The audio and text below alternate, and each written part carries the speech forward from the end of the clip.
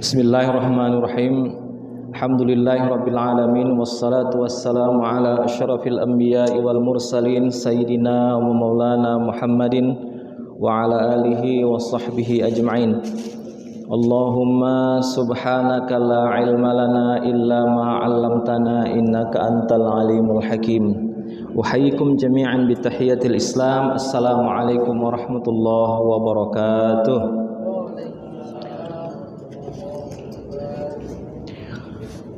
Alhamdulillah, kita selalu menghadirkan rasa syukur kepada Allah Subhanahu wa taala. Sampai hari ini Allah Subhanahu wa taala memanjangkan usia kita. Mudah-mudahan usia yang memberikan amal kebajikan untuk beratnya timbangan kita di kehidupan di dunia dan untuk kebaikan kita di akhirat. Salat dan salam mari kita selalu haturkan kepada junjungan kita Nabi besar Muhammad sallallahu alaihi wasallam, dan kemudian terus mempelajari apa yang diwariskannya kepada kita berupa Al-Qur'an, kemudian apa yang disampaikannya dalam bentuk riwayat yang dibawakan oleh para sahabat, para ulama, para muhaddisin kepada kita, agar kemudian dia menjadi dua sebab kebahagiaan kita dan kesuksesan kita di dunia dan yang pasti pula kehidupan kita di akhirat. Hadirin hadirat rahimakumullah, di pertemuan terakhir kemarin kita membahas tentang najasa, macam-macam najis dan kemudian cara membersihkannya. Hari ini kita masuk ke pembahasan berikutnya tentang al-istinja wa adabuhu. Istinja. Di dalam pembahasan istinja ini nanti kita juga akan secara sekilas melihat hadis-hadis atau riwayat-riwayat yang terkait dengan istinja, di mana kalau di kita di Indonesia ini kan di mana-mana tersedia air. Tapi perlu juga kiranya kita membahas istinja yang terkait dengan penggunaan alat selain air. Ya, bisa jadi pertama saat bapak atau ibu melakukan atau bapak-bapak melakukan perjalanan, di tengah tiba-tiba mungkin ingin buang hajat kecil ataupun besar di tengah perjalanan, di tengah hutan yang mungkin sulit ditemukan air. Nah, mungkin pembahasan ini menjadi relevan. Yang kedua, bisa jadi pengetahuan kita tentang ini akan menjadi semacam tambahan kita untuk melakukan analogi terhadap masalah-masalah dalam fikih. Karena kita tahu sumber atau pengambilan keputusan di dalam fikih itu sebagaimana itu diambil dari riwayat bagaimana Muaz bin Jabal, sahabat Rasul yang akan diutus ke Yaman, dia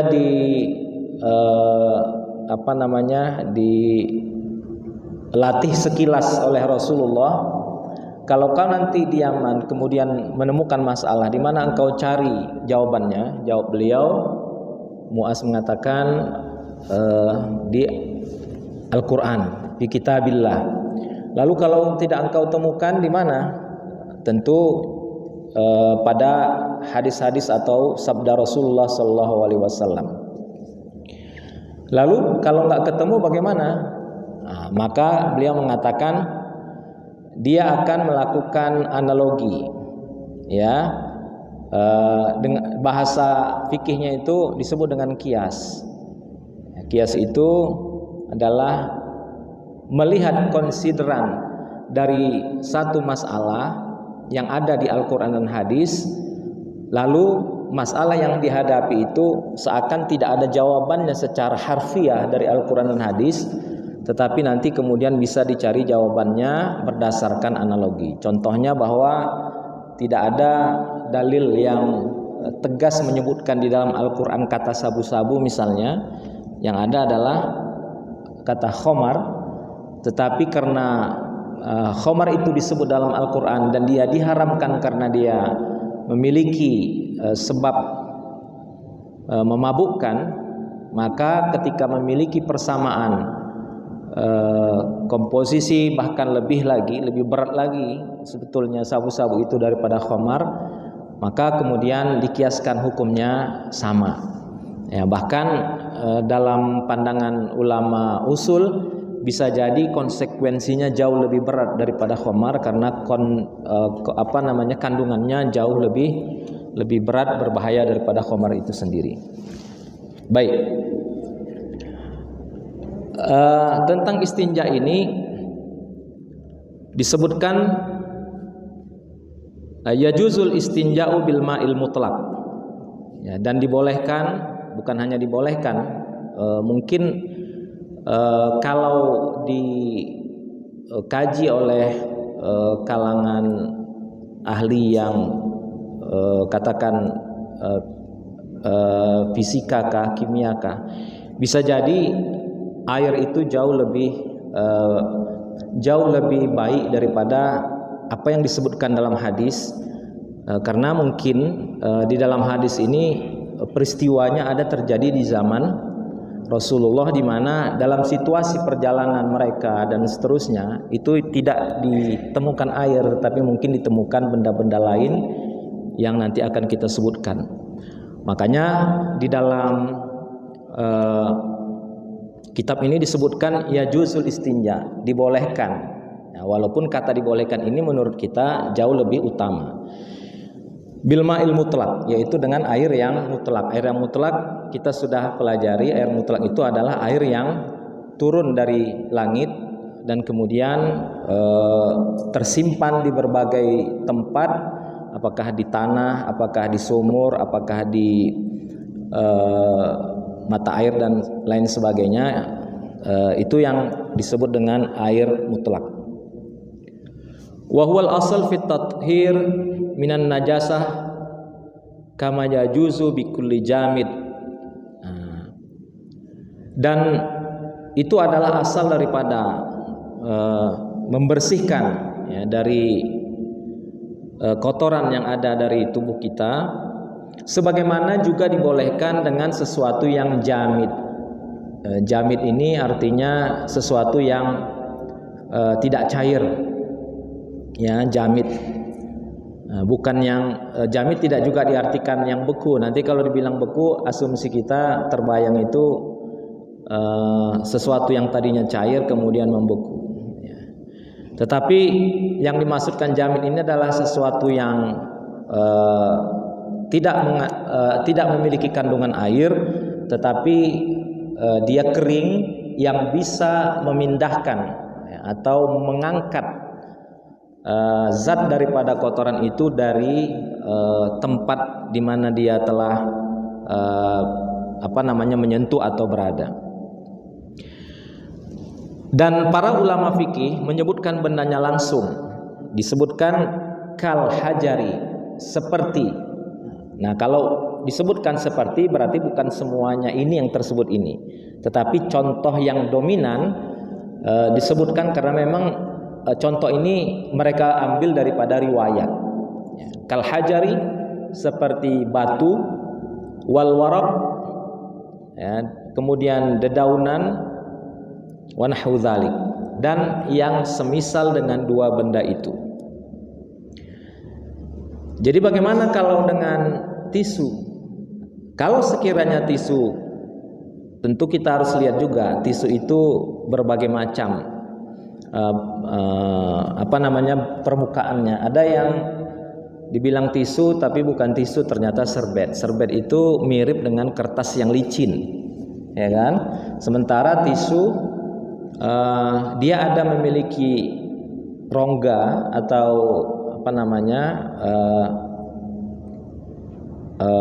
teksturnya itu tekstur yang sedemikian rupa sehingga dia mudah menyerap dan mengangkat kotoran itu, bendanya, ya. Nah, makanya bisa jadi batu itu yang disebutkan di dalam kitab fikih itu dan di dalam riwayat juga ada, karena memang memiliki tekstur yang yang bisa mengangkat kotoran yang melekat di tubuh seseorang. Lalu ada perbedaan pendapat orang tentang tisu basah misalnya. Apakah tisu basah bisa atau tidak untuk menggantikan kata-kata batu maupun daun yang di dalam kitab-kitab fikih? Ada dua pendapat. Ada yang mengatakan boleh selama bahwa dia secara fungsional mampu mengangkat dan tidak memindahkan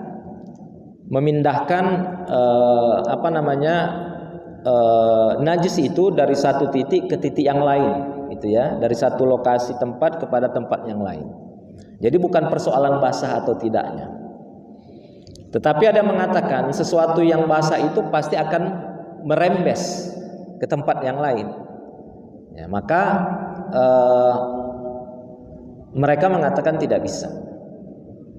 Nah, dalam pandangan fikih yang mu'tadil, yang pertengahan, bukan persoalan basah atau keringnya, tetapi apakah, tentu ini harus melalui eksperimen yang sempurna ya untuk memutuskan bisa atau tidaknya. Tetapi untuk kita keluar daripada perbedaan pendapat, di mana ada kaidah yang menyebutkan al-khuruj minal khilaf, keluar daripada perbedaan pendapat itu mustahab itu sangat dianjurkan. Maka jalan yang terbaik apa? Kalau kita mau keluar dari dua beda pendapat ini, kita menggunakan yang kering selama yang kering itu bisa kita dapatkan, ya, bisa mudah untuk kita hadirkan, ya, enggak membuat kemudian menjadi sulit, ya, gara-gara mencari tisu aja akhirnya lewat waktu sholat hanya karena persoalan tadi dia mau melakukan istinja sebelum kemudian berwudu dan sholat. Kita lanjutkan. Wal afdal ayastan jia awalan bil hajari wa nahwihi. Dan sebetulnya yang afdal itu menurut Syekh Mustafa Daib Al-Bugha dan Mustafa Al-Khin, bahwa kalau ada dua-dua, air ada, batu ada, yang afdal itu gunakan dulu batu untuk mengangkat dan kemudian gunakan air. Nah, gitu. Maka kalau pikiran ini kita pakai, maka memang menggunakan itu yang di kamar mandi, Pak? Gun shower ya. Itu dia kan sifatnya mengangkat kotoran. Maka itu memang itu bisa juga menggantikan anjuran yang disampaikan oleh ulama ini, yaitu tahap pertamanya dia mengangkat ain najasa. Ain najasa itu bendanya, ya.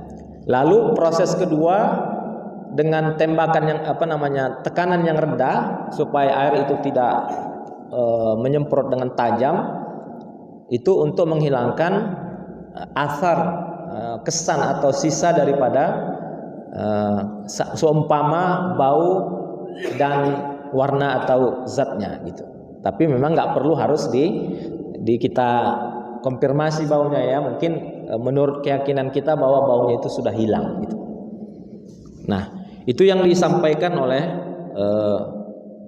di dalam fikih Syafi'iyah ini. Disebutkan li'annal hajara yuzilu 'ainan najasah, karena batu itu akan menghilangkan benda atau zat daripada najis itu, wal ma' ba'dahu yuzilu atharaha, ya, dan kemudian air itu akan menghilangkan asar atau bekasnya. Wa niktasar ala haidima fal ma'u afdal. Ya, tapi kalau dia tidak dapat dua-dua maka air itu lebih afdal sebagaimana yang telah kita jelaskan tadi. Dan kemudian di dalam mazhab Syafi'i disebutkan ayyakunal musta'malu jafan. Tadi sudah dijelaskan ya bahwa benda yang akan kita gunakan itu harus bersifat kering. Nah, walaupun kemudian tadi muncul pertanyaan tentang tisu yang basah itu bagaimana? Maka tisu yang basah itu kalau bisa dipastikan dia tidak mengalirkan ke sebelahnya maka itu menjadi dimungkinkan. Tetapi sebagaimana kita katakan tadi, keluar daripada perbedaan itu jauh lebih baik, yaitu dengan menggunakan yang kering.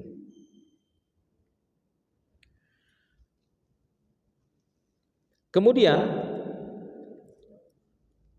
syarat untuk menggunakan batu atau tisu maupun semacamnya, syaratnya disebutkan qabla ayyajib fal khariju minal qubuli awid duburi. Syaratnya sebelum mengering apa yang keluar daripada kubul dan dubur, ya, sebelum mengering. Kemudian syarat yang kedua wa alla yujawiz al kharij safhatal aliyah au hasyafah az-zakar. Dan syarat yang kedua bahwa yang keluar dari kubul dan dubur itu tidak merembes, ya, tidak merembes ke tempat yang lain. Jadi dia memang murni hanya keluar dari secara utuh dari tempat keluar baik kubul maupun dubur, maka batu itu bisa digunakan.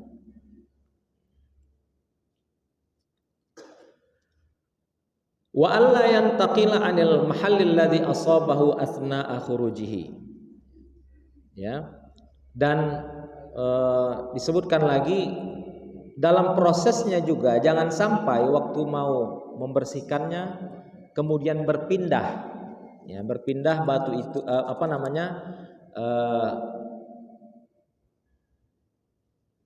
najis itu ke tempat yang lain pada saat kita membersihkannya. Jadi kira-kira ini mengajarkan tekniknya gitu. Jadi tekniknya bukan seakan-akan kita menyapunya begini, ya Pak, kalau bisa dilihat disapu begini, tapi kita paskan posisinya kemudian ada yang menyebutkan diputar dia gitu ke kiri kemudian ditarik. Ya, jadi jangan diperluas atau mungkin ditarik begitu. Jadi dia harus murni hanya di tempat itu gitu. Itu kalau mau menggunakan batu.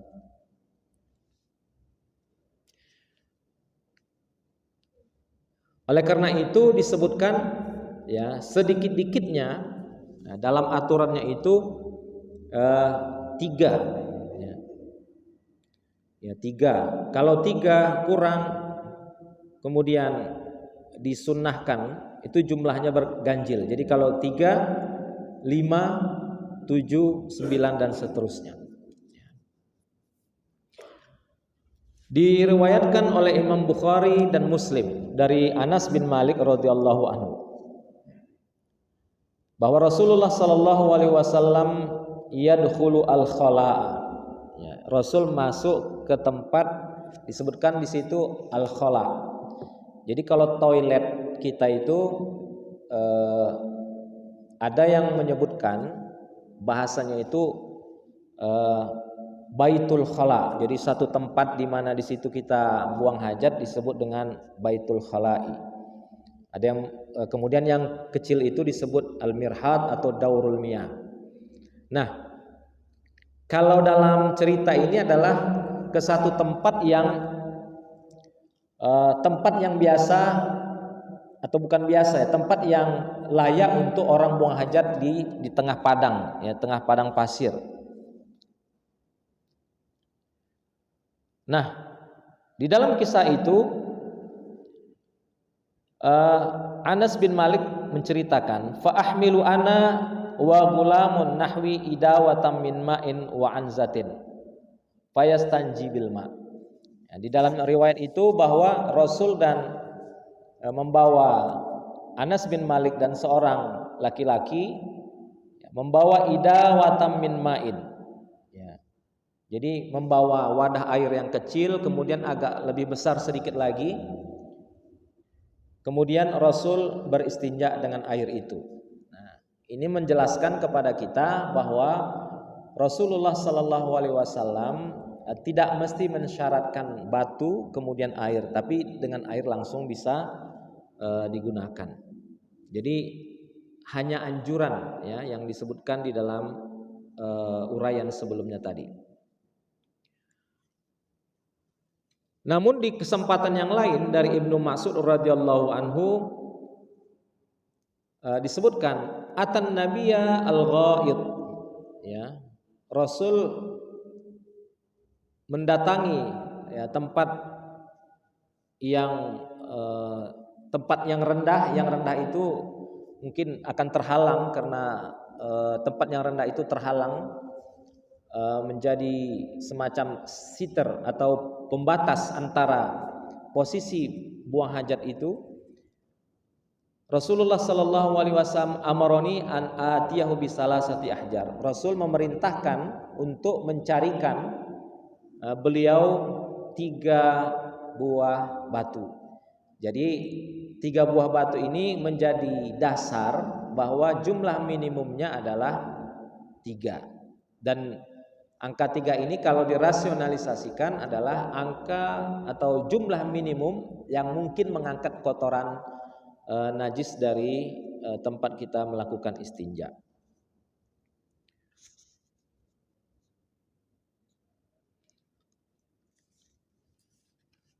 Kemudian di dalam riwayat yang lain ada ungkapan yang lebih tegas ya, dari Salman Al-Farisi yang bersumber dari Rasulullah Sallallahu Alaihi Wasallam, tetapi Rasul tidak mengatakannya. Tapi Salman radhiyallahu anhu mengatakan ini datangnya dari Rasulullah Sallallahu Alaihi Wasallam. Mengatakan la yastanji ahadukum biduni thalathati ahjar. Jangan kalian sampai beristinja kurang daripada 3 batu. Jadi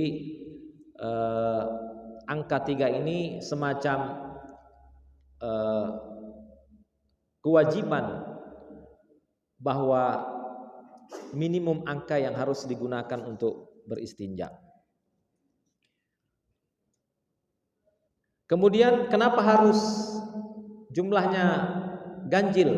Itu berdasarkan sabda Rasulullah Sallallahu Alaihi Wasallam di dalam kitab Sahih Bukhari dan Sahih Muslim dari Abu Hurairah radhiyallahu anhu, bahwasanya Rasulullah Sallallahu Alaihi Wasallam bersabda, man istajmara falyutir. Siapa yang beristinja dengan batu, maka hendaklah dia mengganjilkannya. Berarti 3, 5, 7 dan seterusnya. Kemudian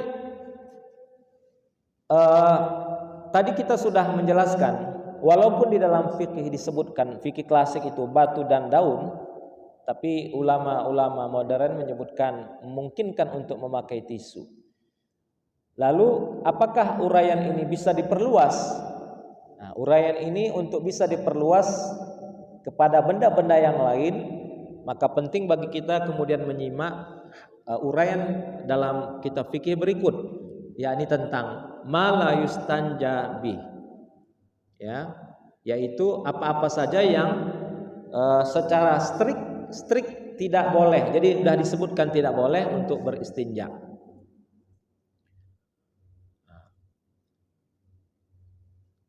Dan disebutkan di dalam pandangan ulama bahwa striknya ini pun itu adalah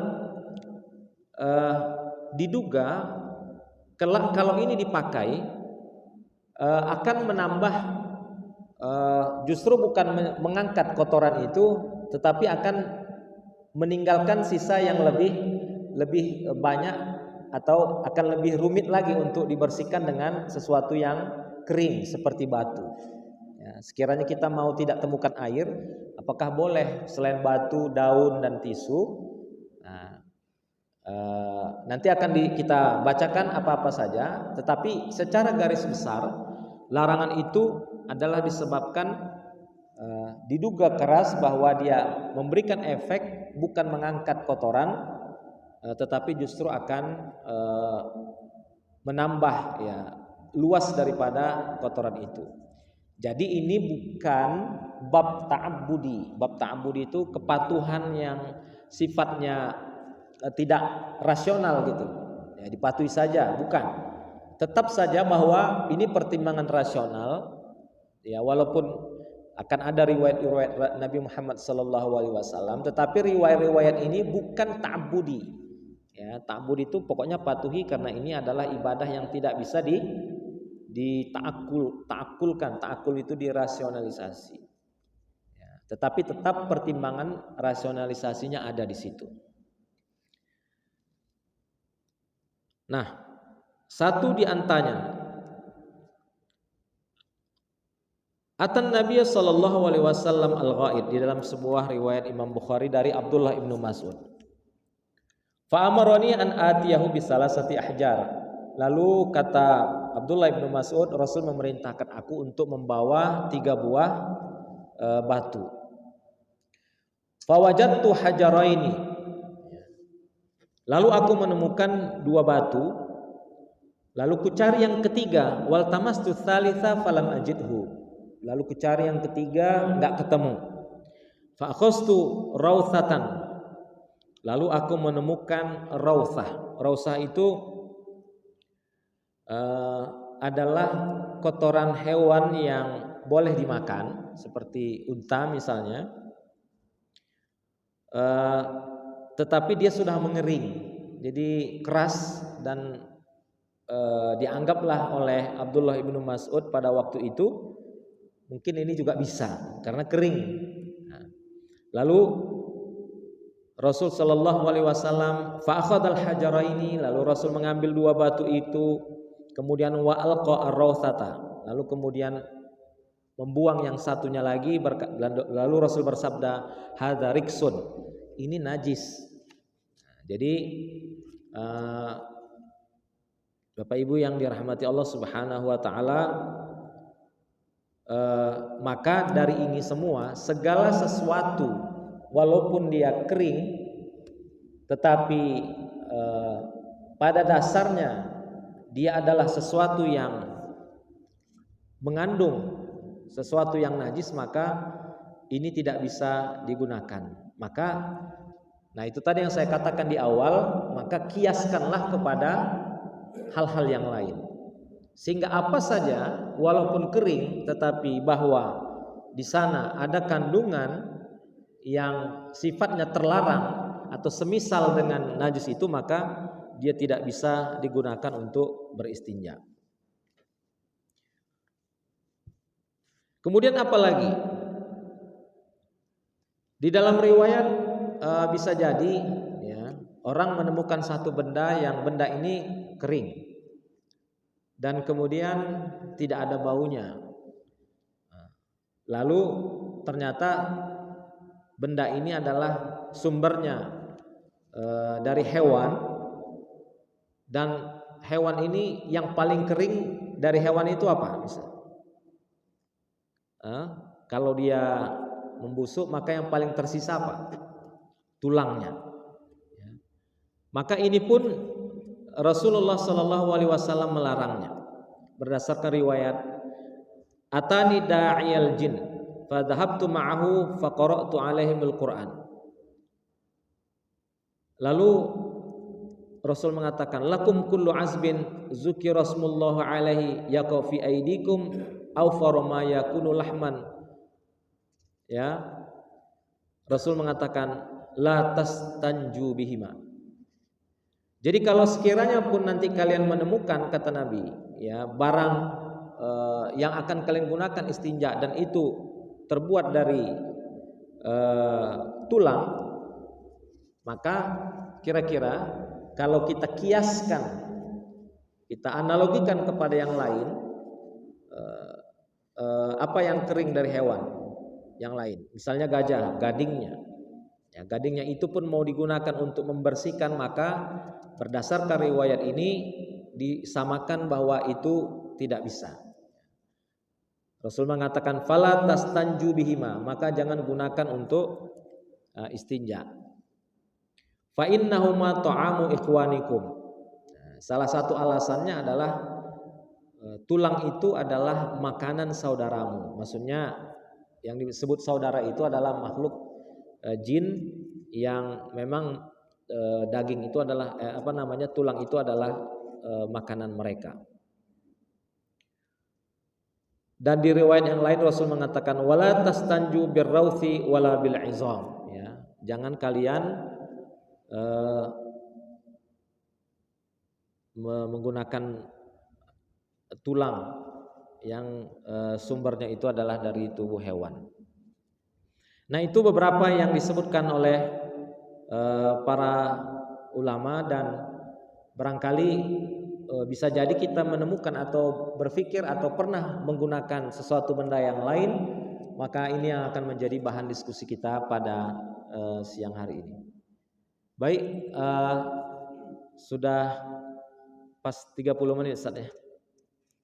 Mungkin kita bisa buka dengan diskusi, walaupun nanti mungkin di sela-sela diskusi akan saya tambahkan untuk melengkapi, mencukupi kajian kita pada adab-adab istinja dan qadaul hajah yang tadi belum sempat diuraikan.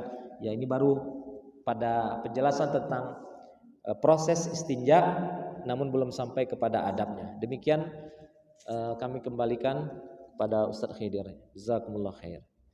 Ya, kami persilakan kepada Bapak Ibu bagi yang ingin bertanya.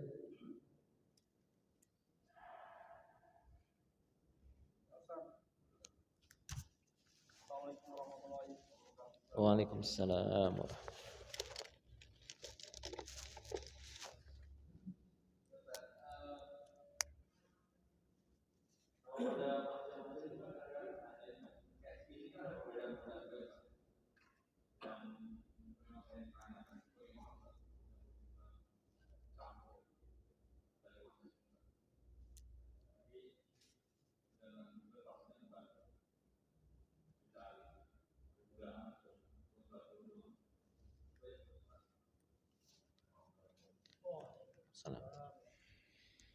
Baik, tema tentang mencampur mazhab. Kalau kita yang awam, memang pasti tidak akan bisa mencampur mazhab. Mengapa? Yang bisa mencampur mazhab itu adalah orang yang ahli. Karena orang yang meramu sesuatu itu biasanya dia memang ahli ramuan gitulah. Adapun kita pun nggak tahu sekarang ya, kecuali mungkin setelah dijelaskan, oh ini Syafi'i, ini Hambali.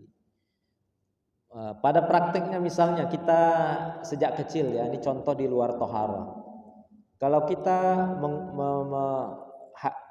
mengadakan majelis kenduri atau tahlilan, yang mana inti daripada tahlilan itu adalah menghadiahkan bacaan kepada si mayit. Itu kita lakukan umumnya di Indonesia. Ya kan? Itu sebetulnya dasar berpikirnya menurut pendapat imam mana itu bahwa sampai kepada mayit itu. Umumnya jawaban kita, karena ini terjadi di Indonesia dan umumnya kita menggunakan mazhab Syafi'i, seakan kita menjawab dari pendapat Syafi'iyah, kan gitu? Tapi ternyata tidak. Karena Imam Syafi'i sendiri mengatakan bahwa bacaan seseorang kepada semayit itu la yasil, tidak sampai. Walaupun kemudian ketika dia ditanya kalau orang lain melakukannya gimana, dia mengatakan nggak apa-apa, la ba'sa. Tapi secara teoritis beliau mengatakan tidak sampai. Justru yang mengatakan sampai adalah Imam Hambali, yang merupakan imam yang banyak dianut di Jazirah Saudi, Arab Saudi malah justru ya. Imam Hambali dalam mazhab yang dianut oleh Imam Ibnu At-Taimiyah. Ibnu Taimiyah ini adalah imam yang dianut oleh Syekh Abdul Wahab. Syekh Abdul Wahab inilah yang kemudian yang banyak dianut oleh ulama-ulama di Jazirah Arab Saudi. Makanya Syekh Abdul Wahab itu disebut pemahamannya disebut dengan untuk kata memudahkan mengidentifikasinya dengan pemahaman Wahabi sesuai dengan namanya Syekh Abdul Wahab. Nah, jadi kita yang orang awam, kita akan mengamalkan apa yang diajarkan orang. Ya, maka itu yang kita gunakan, itu yang kita amalkan. Tergantung yang mengajarkan kita. Lalu kalau ada, ini baru masuk ke pertanyaan. Lalu kalau ada orang yang mengajarkan mengatakan tidak sampai, ya contohnya satu sampai, lalu kita tentu akan memilih yang menurut keyakinan kita. Keyakinan kita pada batas kita harus memutuskan, di mana tentu sebelumnya kita pernah belajar juga, gitu kan? Nah, tapi pada saatnya kita harus memutuskan secara pribadi pada saat itu tanpa bisa konfirmasi lagi kepada ulama atau ustadz atau guru yang mau kita tanyakan, maka kita harus memutuskan. Maka pertimbangan memutuskan itu kitanya pasti akan memilih dua kemungkinan. Kemungkinan pertama yang paling kuat argumentasinya, atau yang kedua mana yang paling sesuai dengan kondisi kita pada saat itu. Tentu yang paling sesuai itu pasti ujungnya adalah kemudahan. Ya, yang sesuai itu yang paling mudah didapatkan, mudah dilakukan, ya kan Pak? Mudah untuk kita kerjakan. Dua itu. Nah, maka saya akan menjawab pertanyaan itu dari dua hal ini, Pak.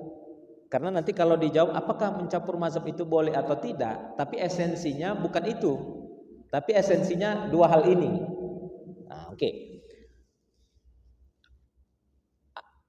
Apakah kalau kita mengambil berdasarkan dalil yang paling kuat itu benar? Benar. Itu namanya tentu kita akan mencari yang paling benar dalam kehidupan ini. Makanya kebenaran itu dirujuk kepada sumber kebenaran yang paling top dalam menentukan kebenaran, yaitu Al-Quran dan hadis, kan begitu.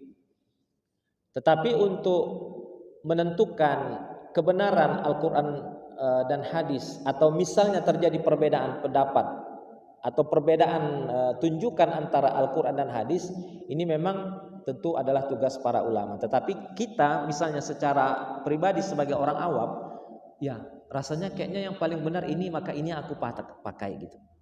Apakah benar itu? Memang itulah dia. Walaupun bisa jadi waktu dicek, ternyata bukan mazhab yang biasa kita gunakan. Nah itu tadi. Ya contoh seperti tadi. Setelah dicek, ternyata yang lebih kuat itu adalah pendapat Imam Hambali misalnya, sampai bacaan itu kepada si mayit. Ya akhirnya kita menyampaikan bacaan Quran itu dan menghadiahkannya kepada si mayit. Walaupun selama ini kita mengaku sebagai orang mazhab Syafi'i, tapi pada kenyataannya, pada faktualnya itulah yang terjadi. Apakah salah itu? Enggak salah. Ya, ini terlepas ini cerita mencampur atau tidak mencampur, karena campur-mencampur ini sebetulnya adalah kemampuan seorang ahli. Yang kedua, apakah kita boleh menggunakan sesuatu yang lebih mendatangkan kemudahan? Kalau kata di dalam kitab Al-Mizanul Kubra, ya, Imam Asy-Sya'rani yang telah mentelaah semua mazhab-mazhab yang ada, beliau menyebutkan tidak ada salahnya orang itu tanazul. Tanazul itu turun daripada pendapat yang dipandang dalilnya lebih kuat kepada sesuatu yang lebih lemah ukuran dalilnya, tetapi mendatangkan kemudahan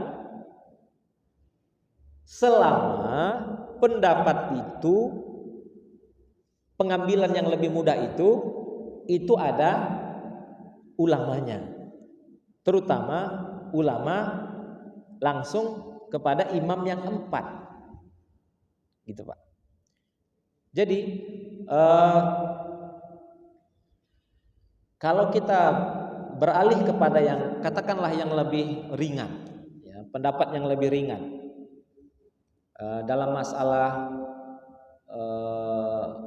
apa contohnya, toharoh yang udah kita pelajari aja biar enak nyambung diskusinya.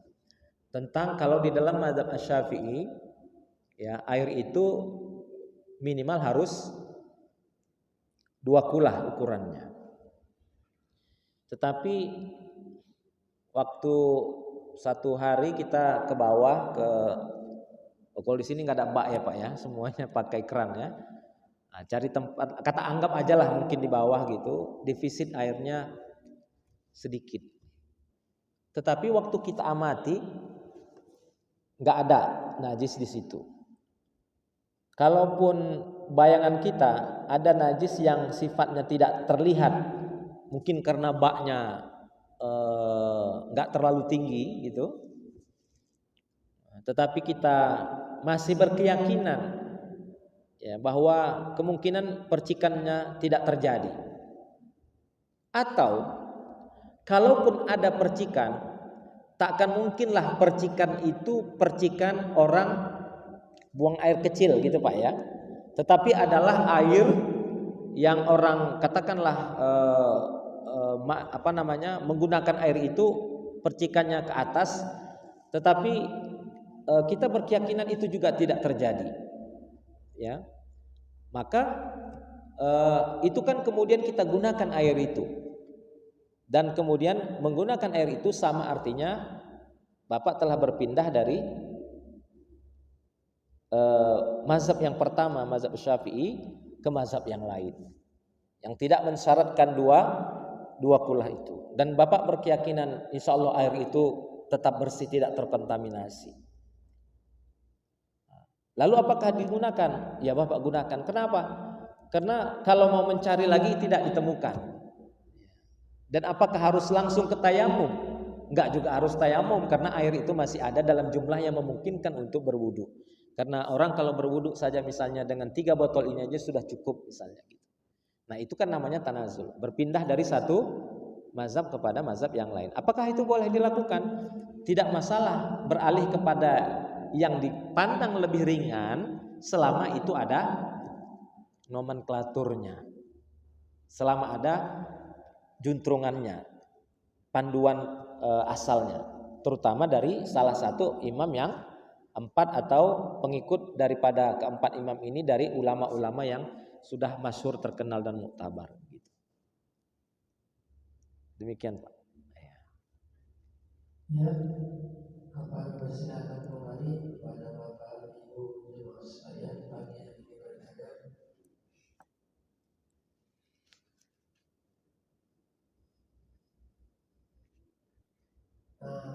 Kayak Ustaz cukup pas.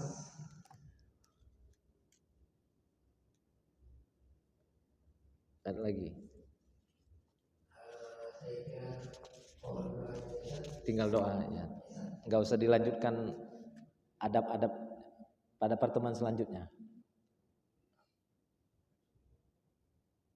Saya rasa kita pertemuan akan. Oke, baik. Ya, baik. A'udzubillahi minasyaitonirrajim. Bismillahirrahmanirrahim. Alhamdulillahirabbil alamin, hamdan yuwafi ni'amahu wa yukafi'u mazidah. Ya Rabbana lakal hamdu kama yanbaghi li jalali wajhikal karim wa 'azimi sultanik. Allahumma ighfir lana dhunubana wa israfana fi amrina wa thabbit aqdamana wansurna 'alal qaumiz zalimin wansurna 'alal qaumil kafirin wansurna 'alal qaumil fasiqin wansurna 'alal qaumil munafikin. Allahumma arinal haqqa haqqan warzuqna ittiba'ah wa arinal batila batila warzuqna ijtinabah. Allahumma zidna ilma warzuqna fahma. Allahumma alhimna rushdana wa faqihna fid din. Ya Allah, berikan kecerdasan kepada kami, kecerdasan terhadap ajaran-ajaran agamamu ya Allah ya Rahman. Apa yang Engkau sampaikan dalam kitab Al-Quranul Karim dan apa yang kami simak dari sabda-sabda Nabi Muhammad sallallahu alaihi wasallam, dan kemudian jadikan kami faqih, pemahaman yang utuh kami tentang ajaran-ajaran agamamu. Rabbana zalamna anfusana wa illam taghfir lana wa tarhamna lanakunanna minal khasirin. Rabbana atina fid dunya hasanah wa fil akhirati hasanah wa qina azabannar. Walhamdulillahi rabbil alamin. Assalamualaikum warahmatullahi wabarakatuh. Waalaikumsalam.